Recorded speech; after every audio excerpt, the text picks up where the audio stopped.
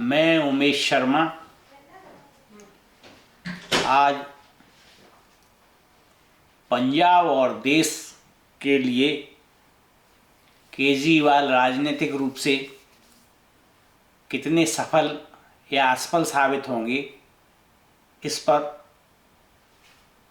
चर्चा करेंगे। पंजाब के लोगों ने दिल्ली की स्थिति को देखकर आप पार्टी को वोट दिया, लेकिन पंजाब के लोग पंजाब की समस्याओं से तो अवगत हैं, लेकिन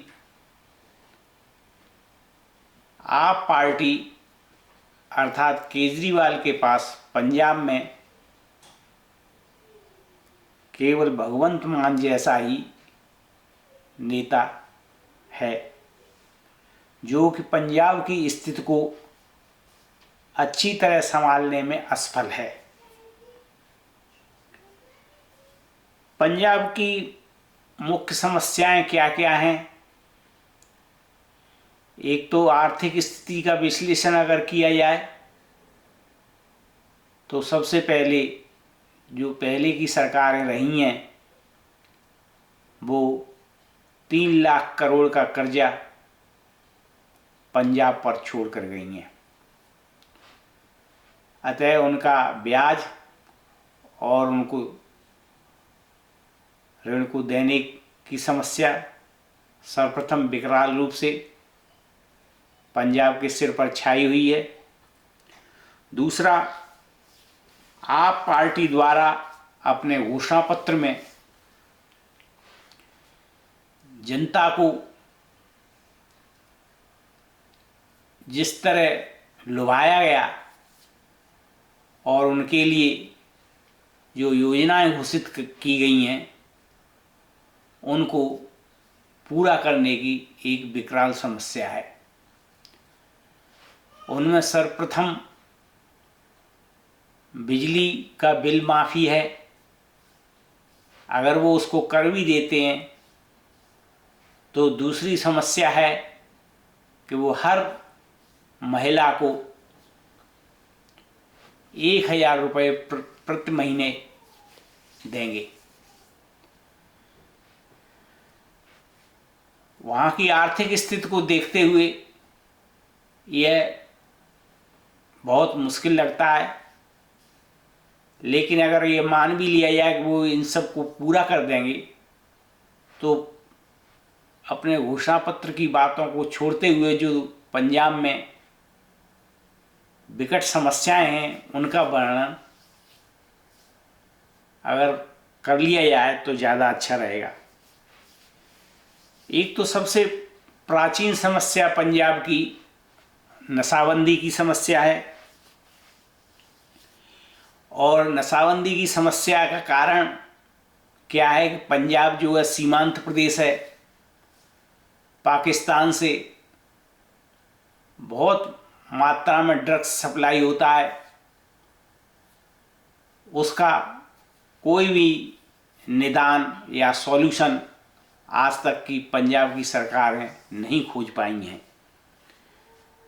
यहाँ तक कि उसके बारे में फिल्में भी बन चुकी हैं जिसमें नशाबंदी की समस्याएं को प्रमुख रूप से दिखाया गया है, जैसे उड़ता पंजाब। अगर नशाबंदी की समस्या का निदान भगवंत मान और केजरीवाल नहीं कर पाए तो वो अपने ही जाल में फंस जाएंगे, जो कि उन्होंने घोषणा पत्र में वायदा किया है। दूसरी वहाँ की सबसे बड़ी समस्या है उग्रवाद की, क्योंकि उग्रवाद सीमांत प्रदेश होने के कारण पंजाब से हमेशा उग्रवाद को प्रोत्साहन मिलता रहा है। ये किसी से छिपी हुई बात नहीं है। जब से भिंडरवाला का पंजाब में उदय और अंत हुआ तब से ही वहाँ रह रह के आतंकवाद अपना सिर उठाता रहा है। अगर केजरीवाल ने आतंकवादियों को प्रोत्साहन देने वाली किसी भी नीति को बढ़ावा दिया तो आप पार्टी काल के गाल में समा जाएगी। तीसरी पंजाब की सबसे बड़ी समस्या है बेरोजगारी की। अब बेरोजगारी दूर करने के लिए एक तो सरकार में नौकरियां बहुत देनी पड़ेंगी, दूसरी वहाँ इंडस्ट्रियलाइजेशन करना पड़ेगा। इसके लिए पहले ही 3 लाख करोड़ का कर्जा है, अतः ये एक असंभव बात लगती है। चौथा है कांग्रेस और अकाली पंजाब की राजनीति में धुरंधर राजनीतिज्ञ रहे हैं। वो आपको और भगवंत मान को किसी भी हाल में जीने नहीं देंगे, और अगर वह उग्रवाद पनपा तो भगवंत मान उसके जाल में फंसकर धराशायी हो जाएंगे।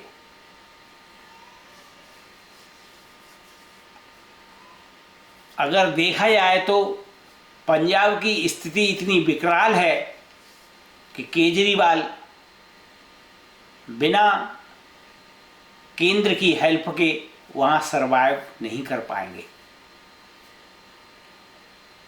अतः केजरीवाल को अगर पंजाब में सफल होना है तो उन्हें केंद्र का सहयोग लेना ही पड़ेगा, और केंद्र का सहयोग उन्होंने नहीं लिया तो उनके सफल होने की कोई संभावना नहीं है।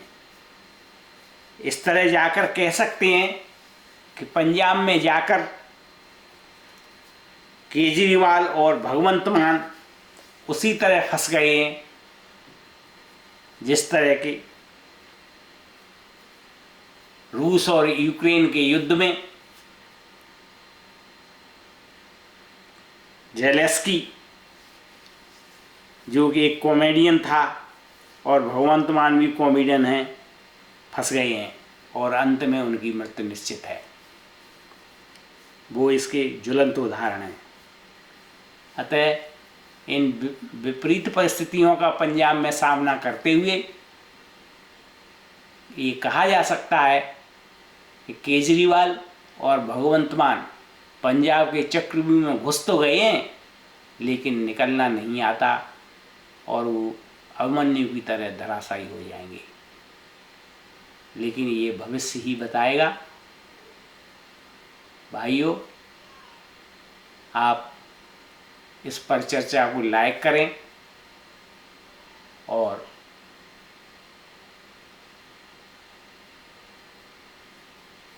अपने विचार कमेंट प्रकट करें। धन्यवाद।